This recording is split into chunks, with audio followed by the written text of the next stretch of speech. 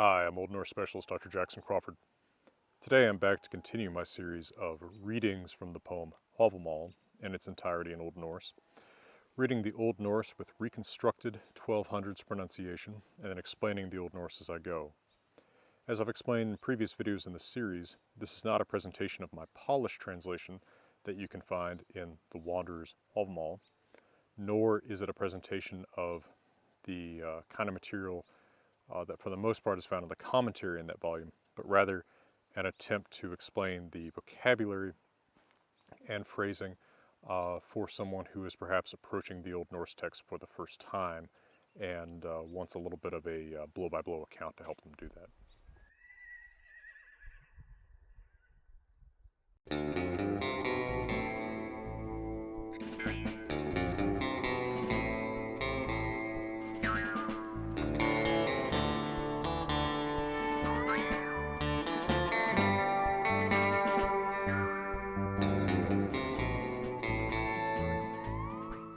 So in each of these videos, I've been covering approximately 15 stanzas.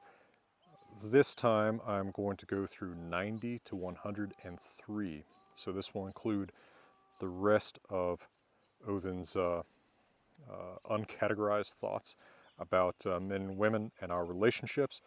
These stanzas are, after the first one I'm going to do stanza 90 in Ljóðaháttr, and then we're going to have his story of his attempted failed seduction of Billings mær, Billings' daughter, Billings' girl, but almost certainly his daughter.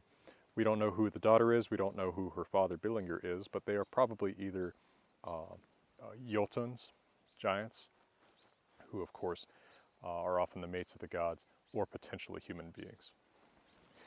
So, stanza 90 we read, Svo friður kvenna, þeirra flott hyggja, sem ekki jó óbreytum, á ísi holum.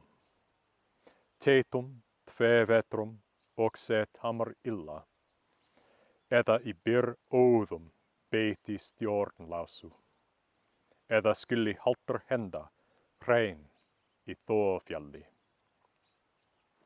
So is the love of those women, svo friður þeirra kvenna, who think loose-stitchedly, who think falsely, hyggja flott, as if, or like, one might drive sem ekki, an unshod horse óbreytum jó, on slippery ice, or holum ísi. Cheerful, tetum, 2 winters old, vetrum, and it may be badly tamed, oxe illa tamar, so you're driving this poorly tamed 2-year-old colt on slippery ice, or to drive, we're still using aki from line 3, in a wild wind í óðum byr, a rudderless boat, stjórnlásu beiti. And by the way, that word bait for boat there, which is neuter, differs from the typical word you'll see in Old Norse, båtr, but bait is actually what we expect in Old Norse. This is the native word. The masculine word, båtr, is a borrowing from Old Frisian. But bait follows the typical rule of correspondence between Old Norse and English, where English has O, Old Norse has A, stain, stone, hame, home, etc. Or if a lame man, a man with a broken leg or lacking a leg, halter, should try to catch, skuli henda, a reindeer, hrein, in a thawing mountain, í þófjalli. So obviously a difficult thing to do, especially if you're on foot and you're lame.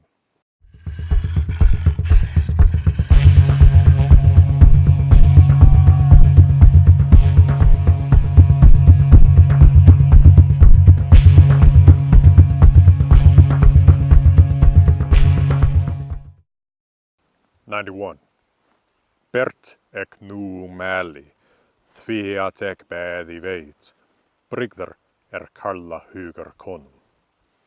Þó fegurst mælum, ver flóst yggjum, það talir horska hugi. I speak plainly now, ek mæli Bert nú, because I know both þvíat, veit, bæði. When we speak fairest, þó ver malum fegurst. When we think most loose-stitchedly, most deceitfully, ver hyggjum flost. That seduces wise minds. That talir horska hugi. So when men speak fairest, we mean falsest, right? We think most falsely. And seduce perhaps even wise women. So 92. Fagrt skal mæla och bjóða, så vill fljóts ost få. Liki loiva ins ljósa mans, så fær frjór. One shall, no stated subject, skal, speak fairly, mæla fagrt, and offer money, och bjóða fe, that one who wants, så vill, to get a woman's love, for fljóts ost. Now we have to carry down the skal from above, so one shall praise loiva, the body, liki, of the beautiful woman, ins ljósamans, that one gets, så fær, who is enamored, frjór. So frjór is to love, and especially it's a somewhat more passive verb for love, although it's archaic.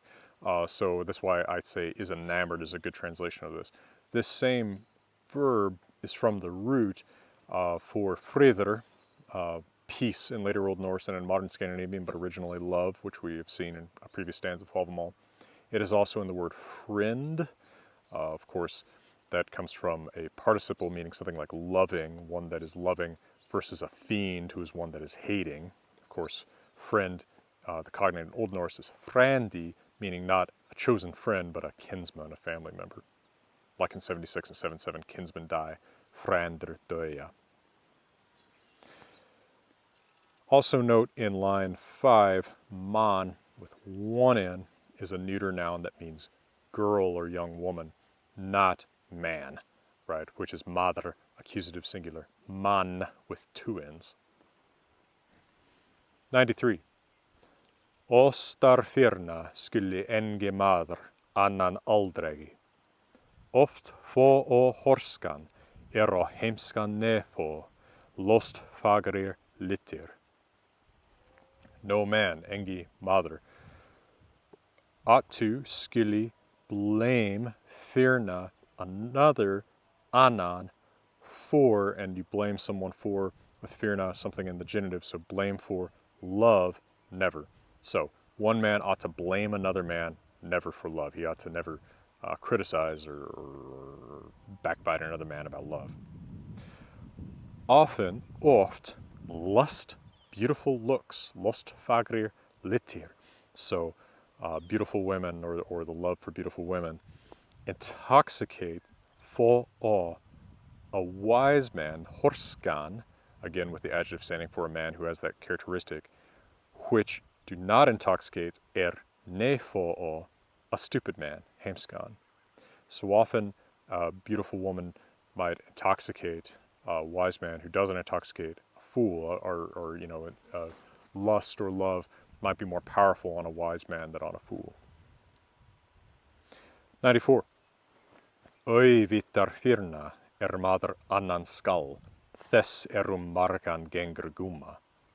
Heimska or horskum, görir holda sonu, så in matski munner. So, not at all vittar, a man shall blame another, maður skal firna annan, and that in line 2 really doesn't make any particular sense in the grammar here. We can look at it as a filler word. Perhaps an ov or an would have been better here. So he should not blame another man at all for something. Thes, for that.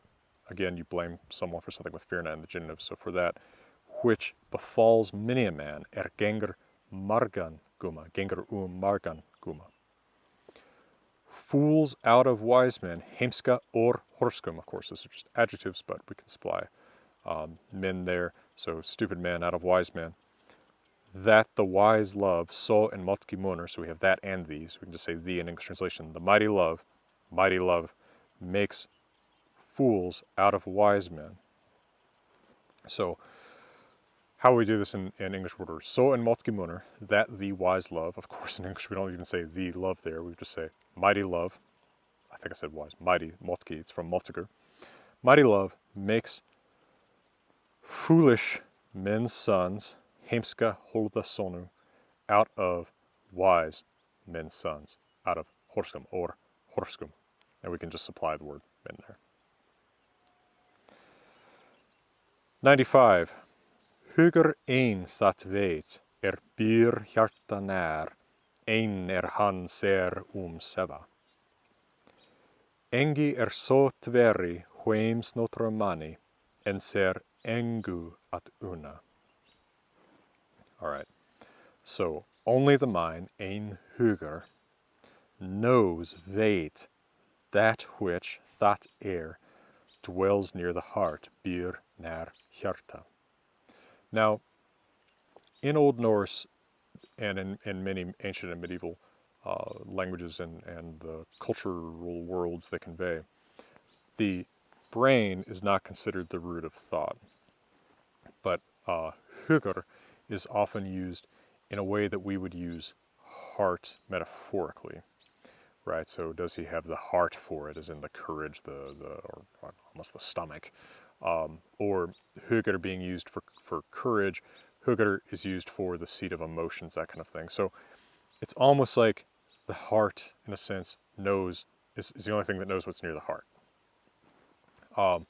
You could also just look at that as since the hugr is sort of the closest thing in Old Norse and pre-Christian language to the soul or spirit, that this is the person as they experience their life, right? My spirit is the only thing that knows what's near my heart. At any rate, it's almost a little bit, what's the term for that? Almost a little bit redundant. The heart knows what's near the heart, but you alone perhaps only know what's near your heart. All right, a man or he alone is alone with himself, with his mind. This is all a little bit complicated. So hann, he is alone, ein, with himself, ser, or with his mind perhaps. Sefa could be dative, so it could have the sense of with. The ser could be the possessive to sefa, so a man is alone with his mind. I like to think of this as being like when he is alone with his mind, when he's alone with his thoughts. So we can supply maybe an a when before this, hann, ein, sefa ser, when he is alone with his mind, with his thoughts. All right, at any rate, the first half of the stanza has various translations because it is a little bit hard to figure out what the point of all that is. Nothing, engi, which is my normalized form of what the manuscript has, which looks like ong, which isn't a form that I'm otherwise familiar with of engi, but there's a ton of dialectal forms of this word. Nothing is a worse sickness, verri sótt, for each wise man, hveim snotrum manni, than to love an una, nothing, engu, also normalized from ungu, for oneself. Now, Old Norse very frequently has something that you can call the dummy dative. We do this in English a lot, or certainly I'm accustomed to doing this in English a lot. I'm going to buy me a truck, right? You ought to get you a wife, something like that. Where that me and that you isn't strictly necessary from the perspective of the grammar of English or the grammar of Old Norse, but it reinforces the beneficiary of the action. So Old Norse says this quite a bit. We've already seen it in other stanzas in Hávamál, but it's very clear here. To love for oneself. It's almost like to love me someone, to love me no one. So nothing is worse for each wise man than to love him nothing, right? Than to love nothing. Now we begin the story of Óðinn's attempt and failure to seduce Billings' girl. 96. That ek þóroinda ek í roiri satt, og vætak míns munnar. Hold og hjarta var meir in horska mer, þaugi ek hana at heldur hevik. I experienced that ek roinda that when I sat in the reed or reeds erek sat I roiri. And I expected ok vatak ek suffix to the verb. My love means munar. Now munar meaning love, we saw that in stanza 94 for the concept of love. It can also mean a lover, so I expected my love, I awaited my love, but he waits in vain. The wise girl in Horska mer was flesh and heart to me, var hold och hjarta mer. Though I have her not, rather. Þaugi is though not, though egi. I ek have hevik with x suffix to heavy.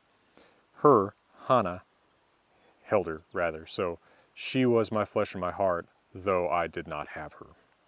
Notice the abrupt change from past to present tense here. In English we would keep one consistent tense. 97.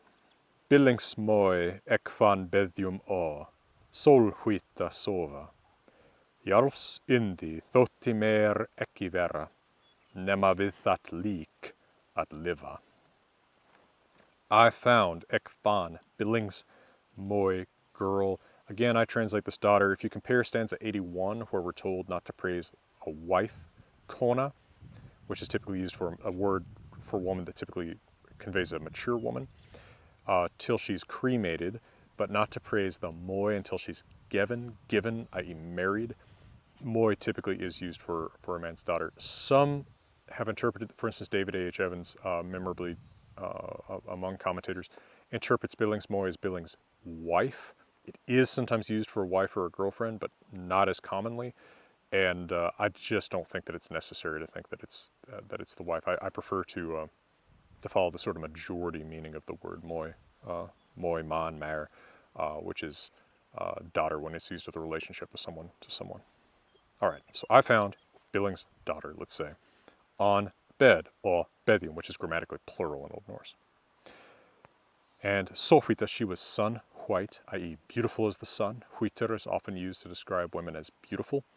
It's a woman or a god is beautiful if he or she is huitir, white. It seems to mean like particularly radiant.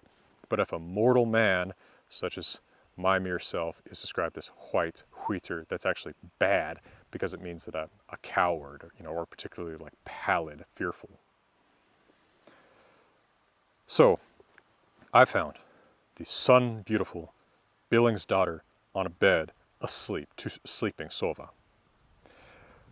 The life of a jarl in the jarls seemed to me to be nothing, þótti mer vera ekki, unless nema with that body or next to that body to live, við that lík at liva. So he wants her body badly.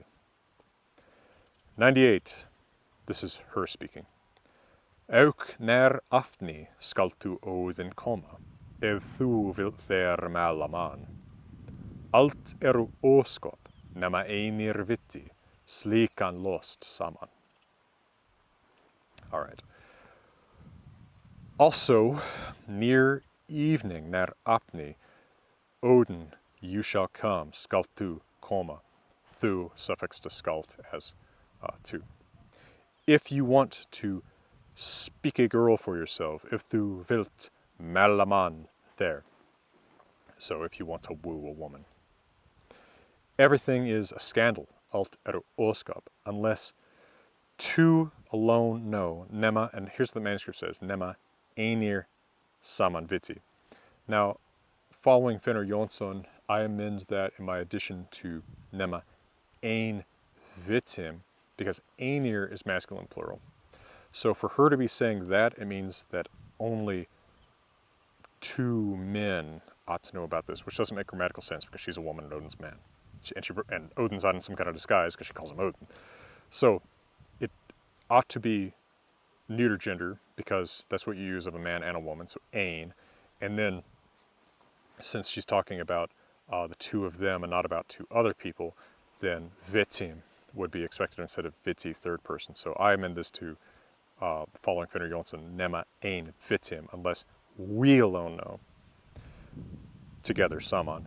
Such a scandal, such a flaw, such a moral wrong, slikan lost. 99. After ek hvarf och unna þóttumsk vissom vilja frå. Hitt ek hugða att ek hava mynda geð hennar allt och gaman. I turned back ek hvarf after from my wise desire frå vissom vilja.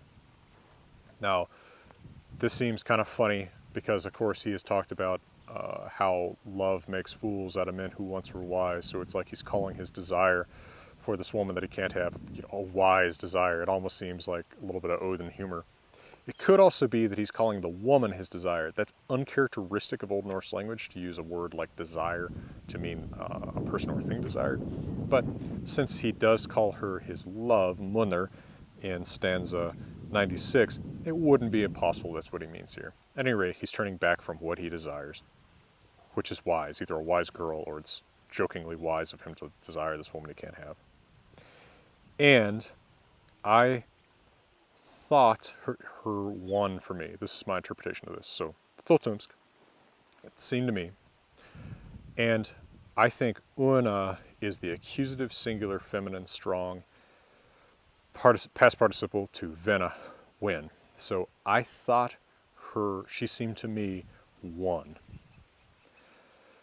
I thought it, ek hugða hit, that I would have at ek mynda hava all her mind and joy, allt hennar geð og gaman.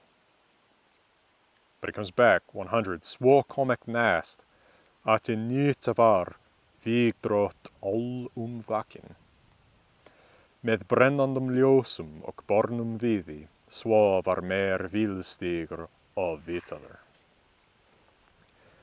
So I came next, svo ek kom næst, that the useful war party at nýta vígdrótt, the good war party, was all awake, var all vakin. With burning lights með brennandum ljósum, and carried wood og bornum viði, so was to me, svo var meir, a miserable path, vilstigur, shown, vitaður. Now that's vilstigur with a long I, vil, problem, trouble, misery, not vilstigur, desired path, which would have a short I. Because obviously he doesn't want to be shown away from her. 101.